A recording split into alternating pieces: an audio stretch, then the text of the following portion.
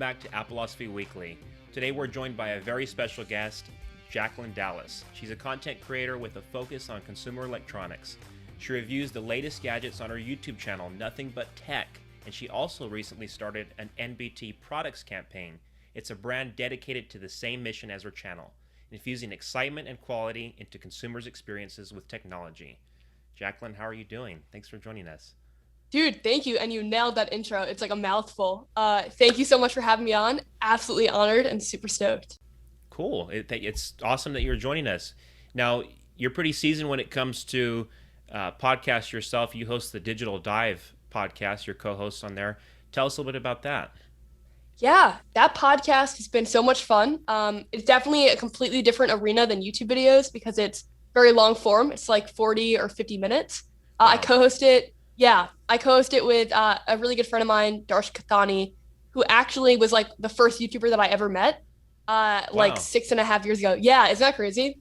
And we, a year and a half ago, like right before the pandemic started, we're touching base about wanting to work together on something. And I really wanted to create a podcast. So we started the Digital Dive, and it's just like a conversation about tech. We try to keep it super casual and like dig a little deeper into the topics that don't necessarily make it onto YouTube.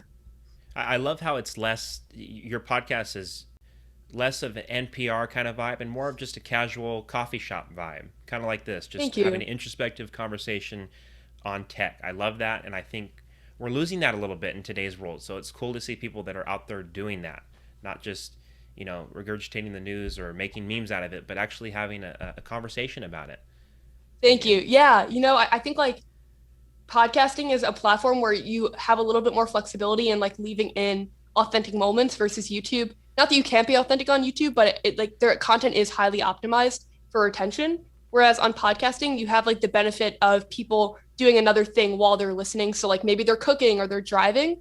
So inherently, like you don't need to be as interesting or like as fast paced. So it's actually been super liberating for me to be able to talk about things that I wouldn't be able to talk about on YouTube. Yeah. Podcasters like iJustine, they're recording the back of a minivan while on expedition. It's kind of cool. Yeah. You can do from anywhere, especially if you have an iPad or something like that. Yeah, for sure. And I think also like the collaboration, Darsh lives in Toronto. So we're obviously like super far away and like he's in a different country. And the collaboration is like we're able to do it really easily. Whereas if you were on like a YouTube channel collaborating, you could still do it, but it just wouldn't feel like you're in the same place. Versus like when you're listening to the podcast, you can't necessarily tell that we're doing it remotely. Yes, and this is something that was born in the pandemic, which is so interesting. So many wonderful things were born during the pandemic. What inspired you to get started? Just beyond your passion and your friendship with Darsh. Yeah, for the podcast, you mean? Yeah. Yeah, you know, it was mainly from a business perspective, it was a desire to kind of not put all my eggs in one platform basket. My podcast is like just running at a huge deficit. Like we make no money from it. So maybe that we didn't achieve that goal yet. But I wanted to make sure also that I had like more touch points with my audience. And a podcast is a much lower lift than like a YouTube video, which takes 20 hours. Like a podcast I can do every week. Yeah. So like if right now, if I'm not producing a YouTube video every week, like at least I'm interacting with them in some way, which is like every week, Monday in a podcast episode. So I think that was a main reason. And then also, I kind of felt that there were a lot of conversations about tech that weren't being had on YouTube that needed to be had in like the conversational format was integral to it being like a good conversation versus just talking to the camera about it. Like, for example, Right to Repair or something is better when you can have like two different perspectives. Definitely. I definitely agree. And that's why we like to keep this show at 2 to 3 people, including myself. If you can keep conversations intimate like that. What was your what was the idea when you started this podcast? Like what started it off for you? You know, I've been asked that question before on this show, and it really started.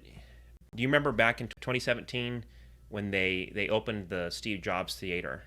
Yeah. And it had that whole dedication in the beginning, and it had that quote from Steve Jobs, and he was sort of talking about this arc of life, and the thing how the thing that he found most important was to make something wonderful and put it out there, and hopefully it enriches people's lives in one way or another.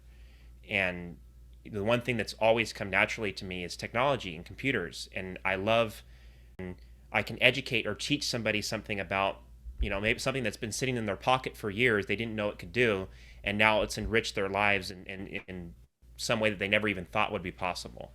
That's the aha moment for me. And I think by doing a podcast, I can achieve that. Yeah. I can experience that feeling weekly.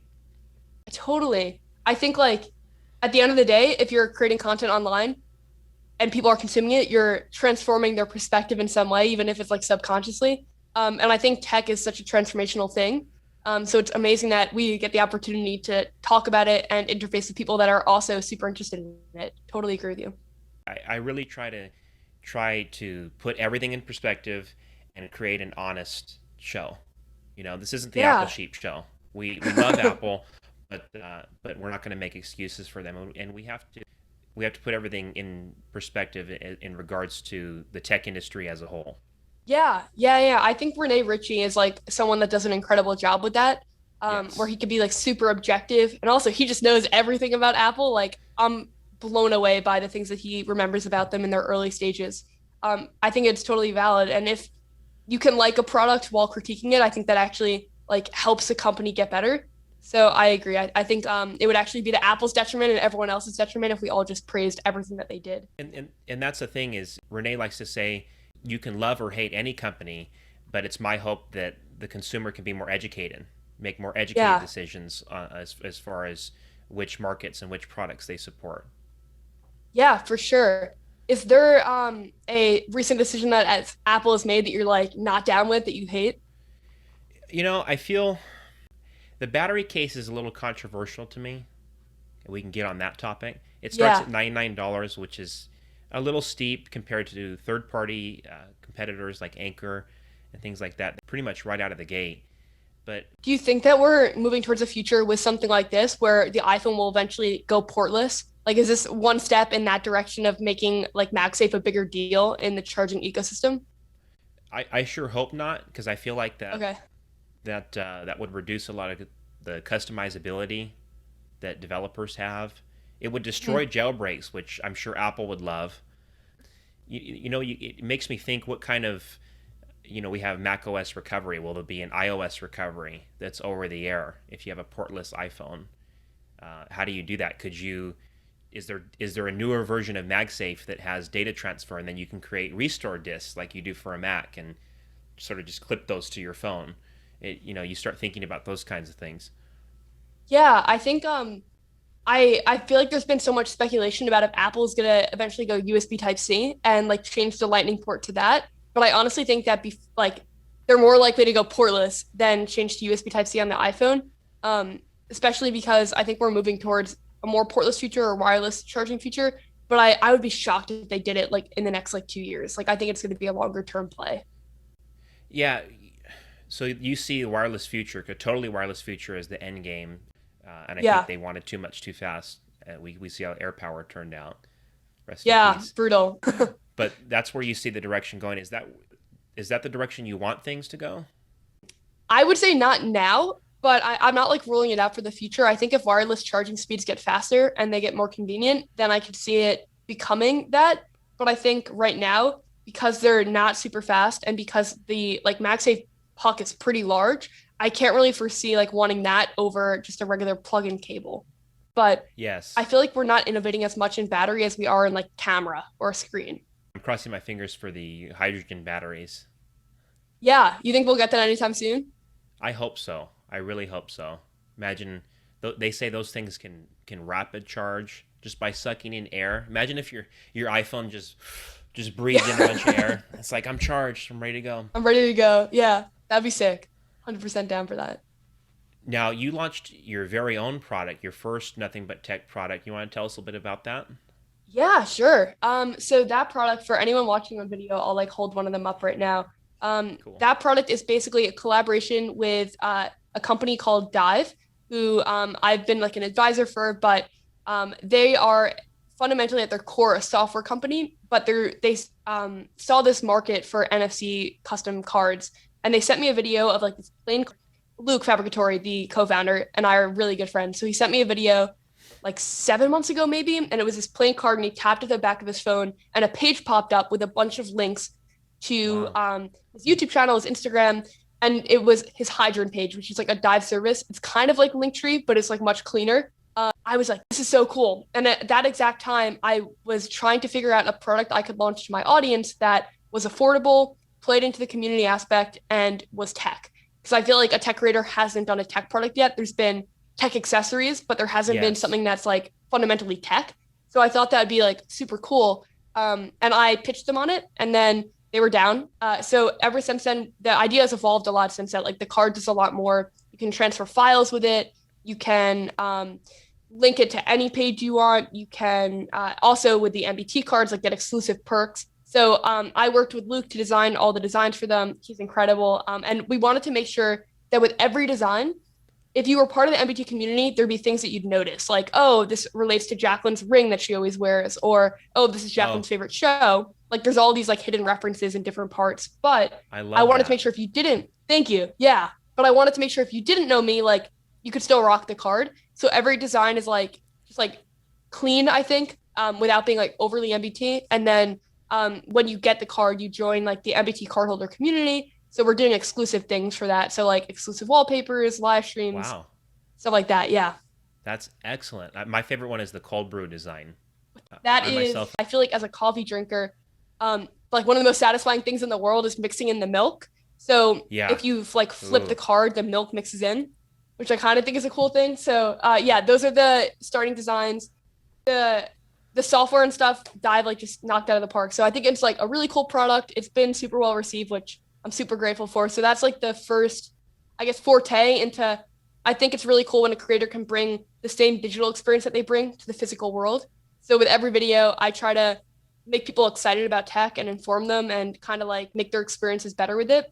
And I wanted to bring that to the physical world and also bring the community vibe to the physical world. So I think Yes, we did this that. is perfect for new business owners as far as a marketing, networking is the big one. It's really a product for everybody. Anybody that does any kind of creating, has their own business. I'm looking to get one myself. I just can't decide which design I want to go with yet. So maybe Oh, I'll thank decide you. today. Um, I love that it's like the magic of AirPods, but in a card. You just kind of Thank tap it near you. the phone and it loads something up. And I love that you can do files because Yeah. and with my business, I work so hard on these infographics and brochures and things like that. And sometimes I don't want to set up a whole page for that. They just want to see the pricing. They just want to see the breakdown of the services. And so to grab a card and tap it near their phone and have that pop up, that's worlds of convenience. Yeah, like I could see restaurants like having this at like the front and then having everyone tap it to like get their menu or something like Yes. that. I think events could really use it where every attendee at the event could have their own card and you could program it so the first time they tap it, it brings up a map of the venue. And then the second time Oh, they tap it, it brings up their profile. And you can kind of like create a network where everyone can easily network with each other. Yeah, I think there's a ton of so potential you can for it. sequence out taps as well. I didn't know that. If the event wants to work directly with us, we can kind of set it up where when you tap it one time it goes to certain things, and then also on that same token you can instantaneously change where it's going to.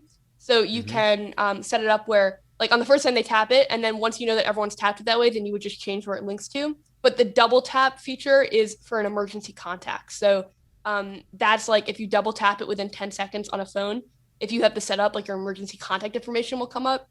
So I'm Wow, hoping that that's also helpful to people. Yeah. that would be extremely helpful. Yeah, I love how this product is you on paper. It combines your excitement for technology and physical products with your entrepreneurial spirit, your desire to support other creators and influencers in not only the tech sphere but beyond that. I think that's really cool. Thank you. Yeah, I'm super excited about it. Like I think it's an awesome project, and Dive is like such an incredible partner. Like Luke was actually one of the first people I ever met. We've known each other since the beginning of my career, basically like 6.5 years ago. And we've worked together on probably hundreds of different things. He's an incredible motion designer and graphic designer. So we've worked on countless different projects. So when he started Dive, I was like just stoked to help them out and kind of advise for them. And then when they had this product come out, or when they initially like showed me the original idea for it, I was just like down to work on it with them because I trust them, and they just bring so many unique experiences to consumers. And I think that their software is super strong. I want to ask you, as an enthusiast of remote work, we all have a lot of experience with it, given what happened last year. How do you feel about Apple and how they're requiring their employees to first they were requiring their employees to return this September to in-person work at least 3 days a week. Now they've extended that over Delta variant concerns. It won't happen until October. They won't require until October for people to come back at least 3 days a week. Yeah, I think the pandemic is so unpredictable, which is like its own can of worms. So the fact that the date just keeps getting pushed back is unfortunate, but I think that it's the right move because we just don't know what the future is going to be like with it. I had one job at Cornell Tech, which was they're like Cornell's obviously a university, and Cornell Tech is like their graduate school, but they do a lot of other projects. And I was like doing marketing and stuff for them. So I worked in the office a little bit there, and I liked it. I think that company culture is something that you can't really quantify in like the projects that you get done. So I think like even if remote work is getting the same quantity of projects, like there's something about being in an office with people and like kind of working towards that same why statement that is just like not tangible in the numbers.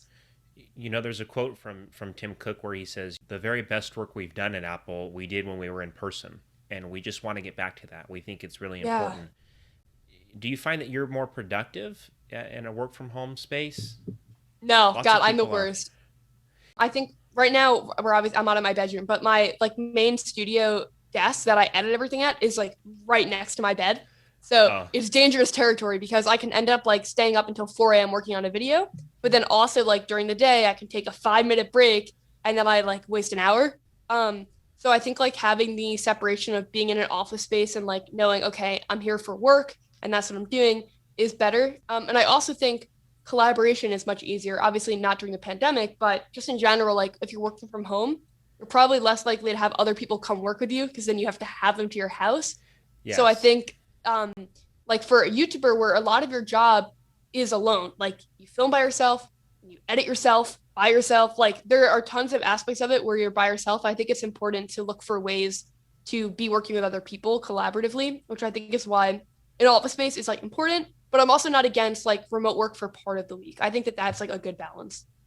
I would definitely agree with that. Many employees at Apple penned a letter. They signed a letter to Deidre O'Brien. She's head of retail and people. It was also addressed to Tim Cook as well. And they basically are requesting sort of a pilot program. That's what they're calling it. And they say, we would like to, on an employee-by-employee basis, not requiring executive approval, apply to be 24/7 work-from-home employees. And Apple is saying no to that. And these employees are threatening to quit now, some of them. What are your thoughts on that? I think if a lot of the other major tech companies offer this, then Apple's going to be in a tough spot because if you can work at Google and get 24/7 work from home, I think a lot of engineers or something, if they're interested in that, may take it. But I also think that Apple has kind of a cult following of people that really love them and believe in the vision and like the whole think different thing, and they want to contribute to that. So Apple's in a really good position where working for them is like such a like sought after thing, like a dream job for a lot of people, that I think they have a little bit more flexibility. Unless like we'll see. I think if all the companies start offering fully remote, then maybe Apple will have to. But I also don't think that, and I could be wrong here, but I think that long term people would not be satisfied with fully remote. Like I think if your work is a huge part of your social life, then being fully remote is like super bad for your mental health if everything if all of your interactions are digital. Georgia Dow had a whole video on post-pandemic anxiety. And, for many, I don't like to use these terms, but she said for many introverts, it was a huge thing. Being able to stay at home, there was a sense of comfort in that, whereas extroverts wanted to get back to reality. I also think, though, we've been through like just a horrible year and a year and a half of like a lot of the things that we never even thought could like not be like could be taken away from us were because of the virus. Yes. So I also think that maybe people aren't in like the same headspace to make a decision like this. Like if you go from no socialization to like tons again, like I think for introverted people that may be really difficult. But I also could understand extroverted people like now having missed a year and a half of it, like wanting that level back. So I think it's definitely going to be a middle ground scenario. I personally like know some people that work at Google, and what they love about it is like seeing the same people every day and like having that community feel. And I think if people are on different remote schedules, you may lose some of that as well. Yes. So yeah, I don't know. It's going to be interesting to see like the long-term effects of this. I think for creators, how does that feed into company morale and and things like that? Like how it affects like everyone's like life. Like, are their spouses different now because they don't meet people at work? Like, are their friends different? The way we meet people, I think, is moving a lot towards meeting people in the digital space, which is great because you can meet a lot more people. Like you and I would have never met if not for the digital space. But I also think that the connections are just very different than in-person connections. For all, if like all of your connections are digital, I think that's not great. Definitely. Yeah, and we talked extensively about that with David Pogue as far as digital wellness and the lack of serendipity when it comes to communication. You're scheduling things. Even just something like going to a coffee shop to pick up a coffee and like running into someone, or like running into someone at the grocery store. If like you're suddenly doing like DoorDash and Grubhub and Instacart for all your stuff, like a lot of people were doing in the pandemic, then you just like you miss out on like the incidental social interactions that I honestly think make life great. Yes, those are the happy moments. That's tough. Yeah, if you're working from home and all of your calls are work related, I think to make this assumption are like pretty happy with their jobs and like them a lot. But I think a lot of people don't love their jobs, and if like your only social interaction is just your jobs online, like if you're only getting the negative parts of like doing the work, but not the positive parts of hanging out in the office. Our next story of the day. Ming Chi, he's a famous leaker. He's predicting that Apple will announce a new MacBook Air in mid-2022 with a mini LED display. Is the future mini LED, Jacklyn? What do you think? I honestly don't know. I think it's really cool. Obviously, we saw it on the iPad Pro 12.9 inch. And I think it helps a lot with contrast and sharpness and just making a better quality display. I also think that Macs have really good screens as it is right now. Any innovation is good innovation, obviously. I think that Apple always looks for a feature that they can advertise visually. Like, for example, when they come out with a new phone and they add an extra camera lens, like that's something that you can easily show a visual representation of what's going on. And I think with mini LED, you can easily show like what the screen looks like with it and do like a side-by-side. Same thing with like high refresh rate. You can easily show the difference.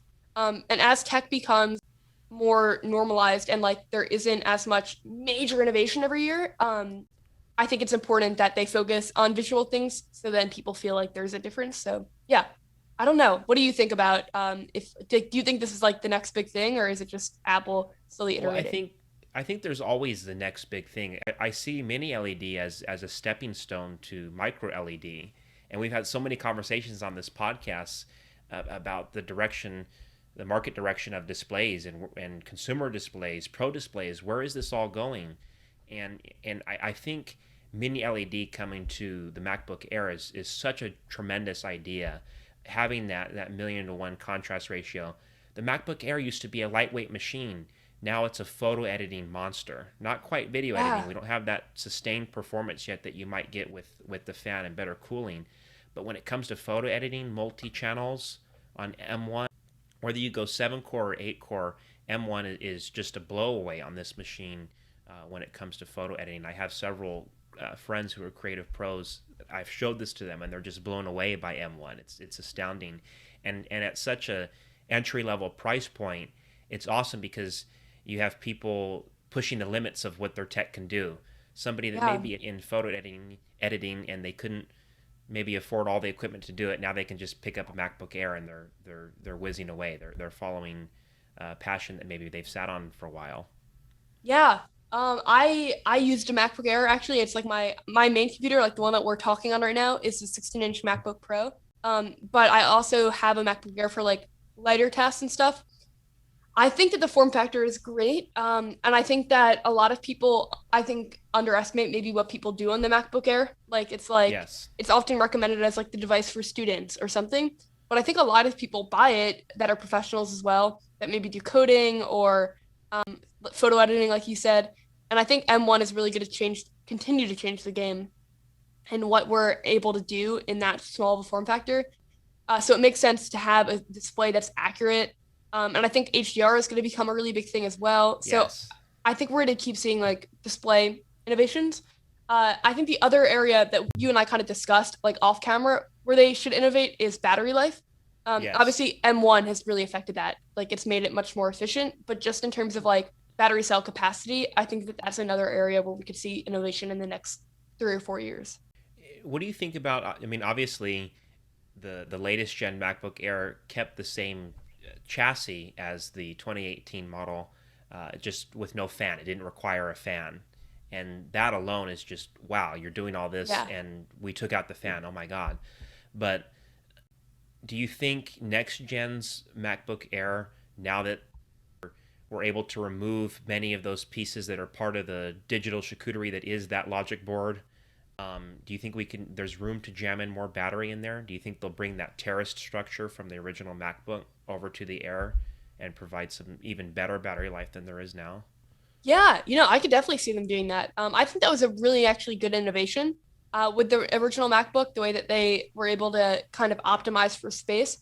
I also think that right now, the battery life is something that I think a lot of people don't think about initially, but then it affects them on an every single day basis. Like, I think Yes. people think a lot about the color when they're buying it or things that are more obvious, but they don't think about the battery cell capacity right away. I also think that there are a lot of things that affect battery beyond just the capacity, like, for example, the processor and the efficiency. Yes. So, could it be more advantageous or get them further if they just made M1 even more efficient than if they added like an extra 100 million powers? I don't know. I guess it also depends like how far we can push the technology and how much we can innovate on it. But I think the fan coming out was huge. I think also the mini LED tech will be better also for battery and like optimizing and having the specific areas. I also think that The dimming does. Yeah. yeah, you're much more technical. Exactly. I think that their MacBook Air isn't necessarily like the sexy device that a lot of people talk about. I feel like people focus on the MacBook Pro, but I think that the MacBook Air sells a ton still. So it's cool that they're still focusing on it if this rumor ends up being true.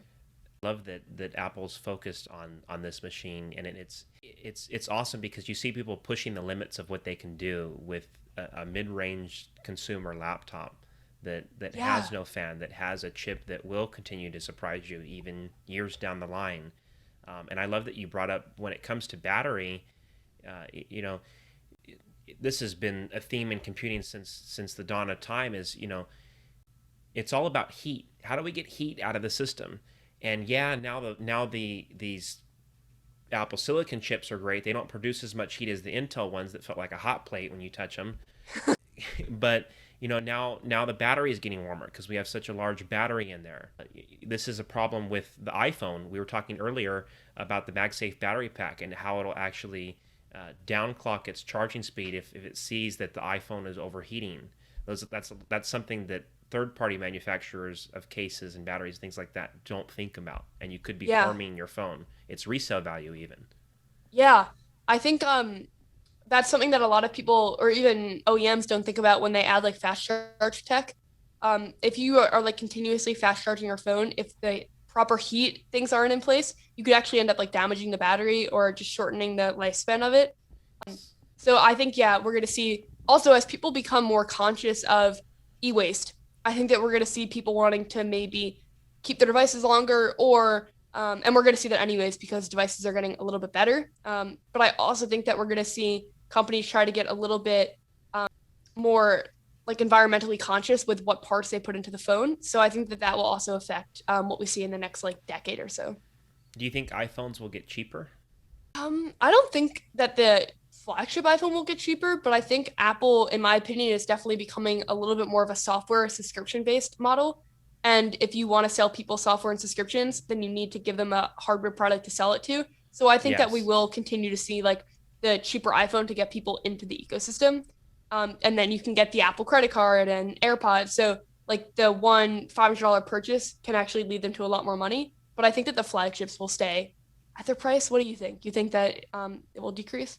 Given all the recycling efforts and renewable things efforts that you mentioned, you would want to hope that they would get cheaper. It seems like their products are getting more and more expensive.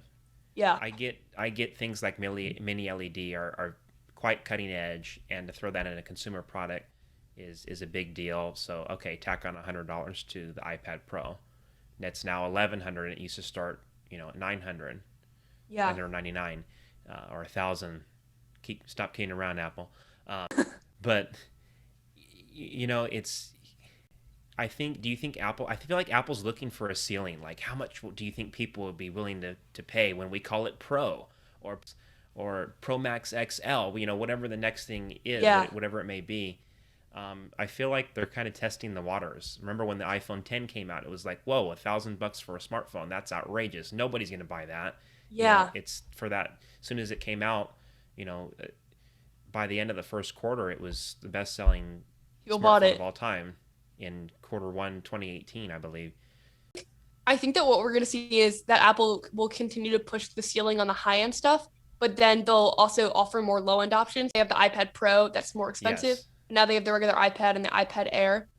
So I think that they're going to keep filling out their lineup to kind of give you an option at every single price point. And I think that in the past, the cheaper options were not nearly as good. Like the iPhone SE, it's smaller, like the battery wasn't great. There's tons of drawbacks to it, but now it feels like their lower end options are pretty good. Like you get a pretty Yes. good experience. And I just think that speaks to Apple transitioning to the software stuff of like Apple Arcade, Apple TV, the Apple Music, all these like other services I think are could long term make more money for Apple. Like if you become an iPhone user and you buy into the ecosystem, they can make $150 in selling you headphones and then $1,000 in selling you your computer. Like the ecosystem is so scalable now because you have all these Yes. products that you're not just normally when you buy one product, you're not just buying one product. You'll probably buy at least one other thing.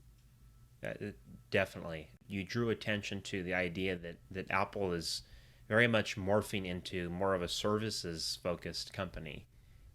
Most of their money comes from people paying for things like iCloud and Apple Music, not products. So, And it's scalable too. Like yes. there's a certain ceiling that you can hit with physical products because you have to build more production places, you have to get more factories, you have to get more people to package it. So as you try to scale it, there are a lot more people that you have to add to the team versus when you're building a digital product, you don't have to add a new member to the team every time you sell a new product because it's like an over-the-air kind of update. So I think even for YouTubers to tie this back, like Mr. Beast has said many times that he thinks that one of the major things that YouTubers are going to work on is mobile games versus physical merch like a hoodie because it's much more scalable and you can reach people in all parts of the world without worrying about shipping and customs and all these Yes. other elements. So I think we're going to see the same thing with Apple. I think they're going to, since they have so much capital, they can do things like invest a ton of money into Apple TV and get incredible actors and make great shows immediately and become a real competitor to HBO Max and Netflix. I think we're going to keep seeing that. And I think also another thing with subscriptions and services is that it's reoccurring revenue. So when someone buys an iPhone for $1,000, they get that $1,000 at one time. But if they buy iCloud and Apple TV and it ends up being like $150 a year, Apple could end up making the iPhone multiple times back, like throughout their life of being an Apple customer. I feel like your market vision is so on track. We recently had Netflix.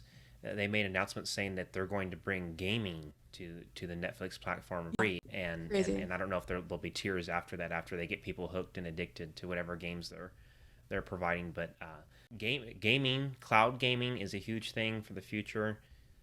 I can imagine Apple Arcade shifting to cloud gaming, although I love the offline aspect of it right now. I think that's one of the major selling points. Agreed. Yeah.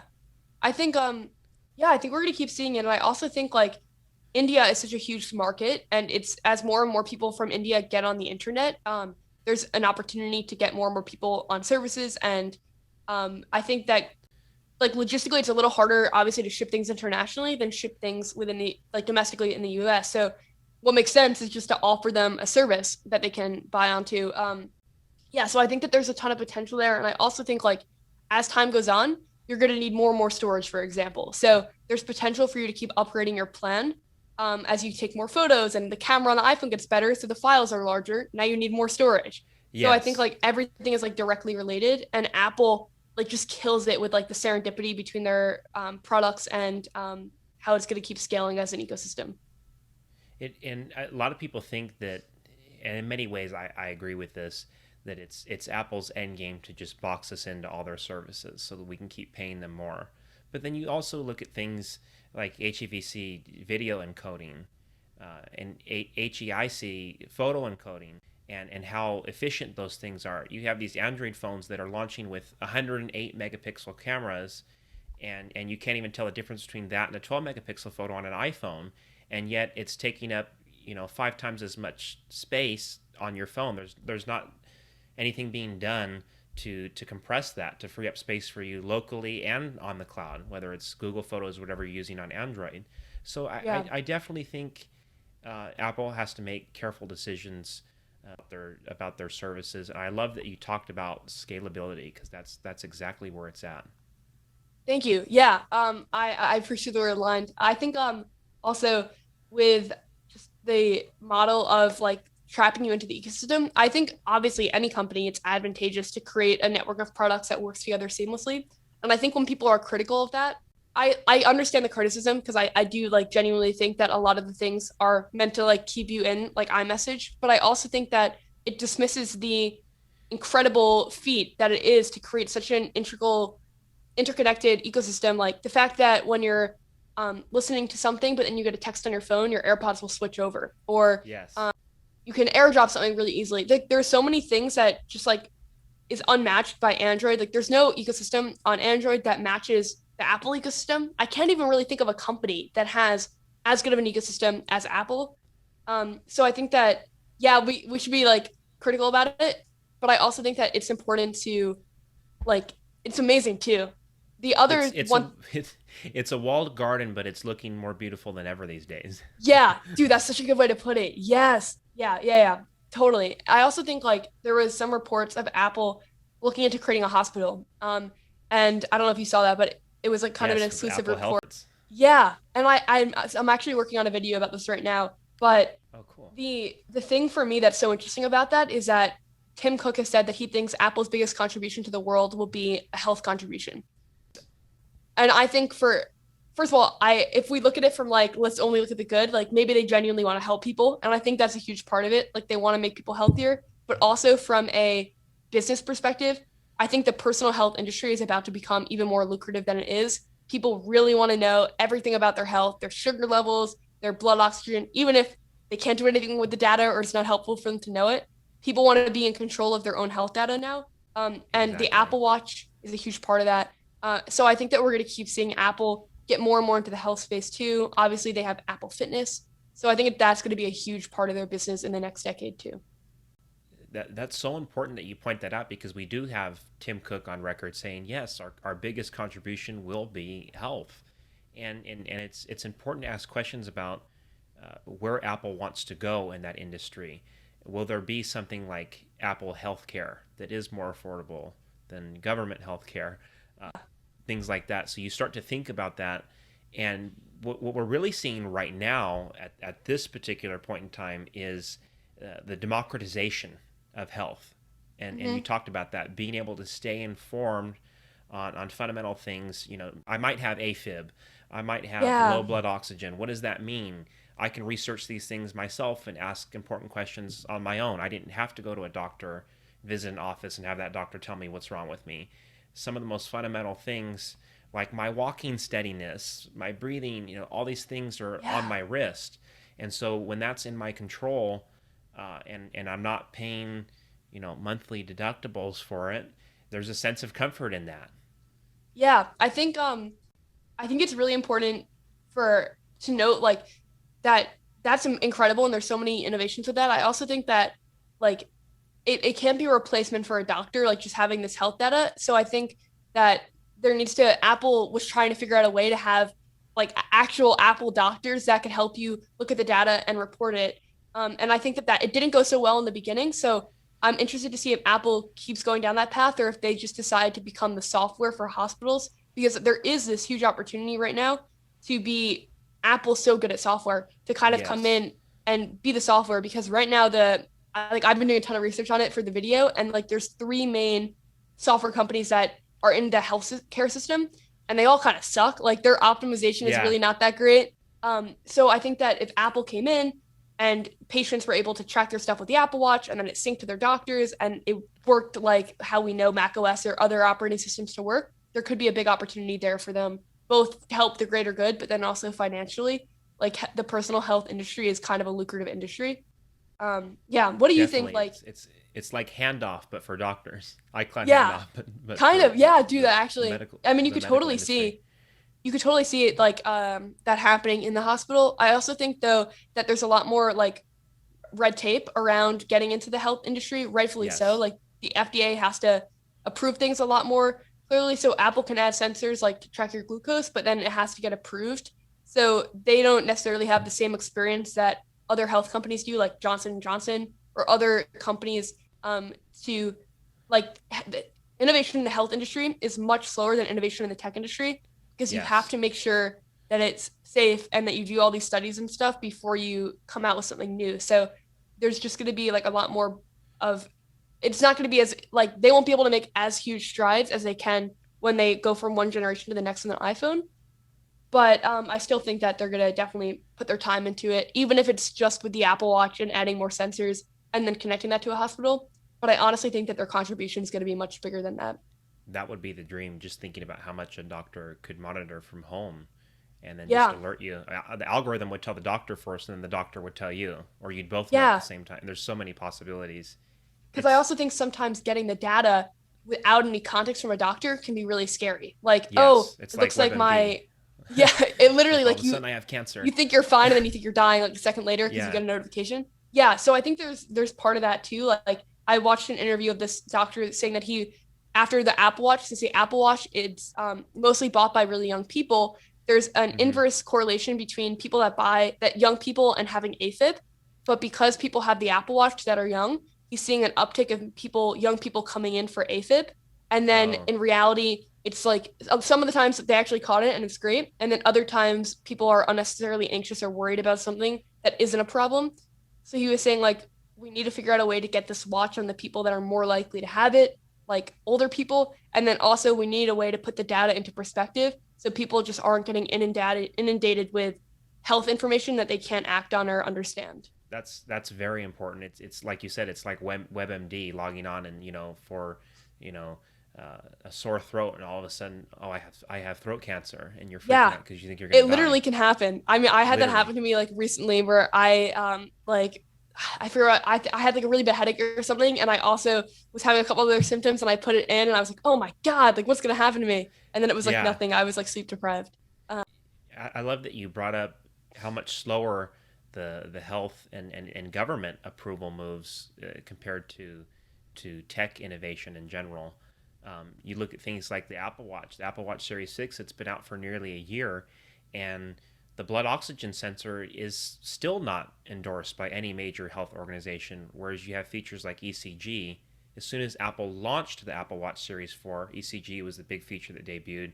They marched up on stage and said, FDA approval, it's already there. National Heart Association, they're backing us. So, Apple may be jamming in far more sensors than the industry can even handle as far as approval or endorsement and things like that. Yeah, and the way that the way Apple pitches it is as like a health device, but then the way that they get it approved is as like a wellness device because there are just like different levels of, I guess, inspection depending on how you submit. So I don't think that we'll see like Apple make a pacemaker anytime soon because I think like that type of tech, it's just like there's not going to be as much innovation in that area because like if you make a mistake when you innovate, you can end up killing a ton of people that use it. So I see Apple's contribution being a little bit more software focused and a little bit more like helping you just get the data to your doctor. But I think that it's not out of the question to think that there could be an Apple hospital or something in the future that's like super techy and relies a lot on you like using their products. And just to wrap up this subject, like it also would really trap you in the ecosystem. Like if your doctor is from Apple, you're going to be a lot less likely to switch to Android because then you have to find a new doctor now. Like there's so many elements to it. It's another way of locking you in for even further than a credit card. Yeah, for sure. Imagine an Apple pacemaker. Just go ahead and MagSafe this to your chest. We'll build in some magnets. And what are you going to do? You're not going to like switch because the new S20 has an extra camera. Like you're going to be a lot more likely to stay in the ecosystem if your life revolves around it a lot. Introducing the new Apple Heart Pro Max with an extra valve for failsafe. Truly though, like that, I think it's not unrealistic to think that they could end up partnering with a lot of companies and doing stuff like that.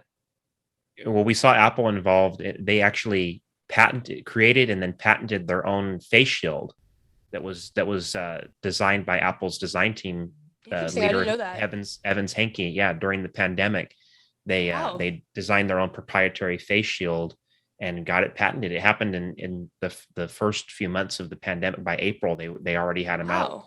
Yeah, it's extraordinary. So Apple has a little experience building physical products, even if it's just a mask in the health industry, and you can see that they value that industry just beyond consumer products and what can be offered there. Yeah, they could be like B2B also, instead of like business to consumer. I could see them selling some of their tech or their processes and factories to other health businesses and partnering with them. I think that, this next decade, I think is going to be super interesting to watch how Apple progresses as a company, especially because like Tim Cook has now publicly said that he thinks that that's going to be their contribution. I think that means that there are definitely a lot of solidified plans around expanding the health niche in the Apple ecosystem. As we wrap up today's show, where can the people find you, Jacklyn? Yeah, thank you again for having me on. I love just like talking deep tech with people. I feel like so many people aren't really interested in that. They just want to know like what the next phone to buy is. So yes, it's always a privilege to get to do something like this. So thank you. You can find me on YouTube if you go to youtube.com/NBT Jacklyn, and Jacklyn is spelled Jacklyn. That's like my same handle on Twitter and Instagram. And then the podcast I co-host with Darsh Kathani, and it's called The Digital Dive. Excellent. Thank you so much for coming on. It's really been a blast. Appreciate it. And you can find me over on Instagram and Twitter, just at Brahmshank. That's BRAHM. Go ahead and visit Appleosophy.com for even more in the latest tech news, tech of today and the tech of this week, tech of the past. You can view our archives. Thank you guys so much for watching, and we'll see you again next week.